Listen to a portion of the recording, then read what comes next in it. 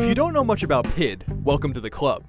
It seems like even the most ardent hardcore gamers aren't fully aware of what this upcoming downloadable game is. First shown off at this year's E3 just a few months ago, Pid is getting closer and closer to release, and I've been lucky enough to see and play the game extensively. In short, Pid is a puzzle platformer with a serious twist from developer Might and Delight, a studio that has a slew of genre veterans on staff that have worked on a variety of games, including the smash hit Bionic Commando Rearmed.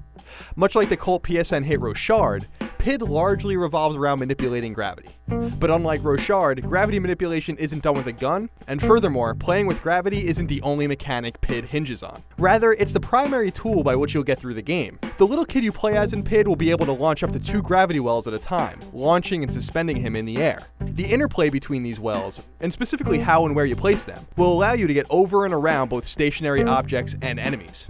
And you'll be using these wells constantly because your character's ability to run, jump, and otherwise survive without them is close to non-existent. When you throw in some of the game's other mechanics, such as the ability to distract enemies with smoke bombs, launch yourself in the air with firecracker-like explosives, or toss bombs at pesky foes to destroy them, the emphasis on gravity manipulation becomes only one piece to the puzzle. Working your way through more difficult and arduous environments means that the interplay between all of the tools at your disposal becomes ever more important. The clever use of all of your items and abilities seems to be the singular thing Pid itself relies on.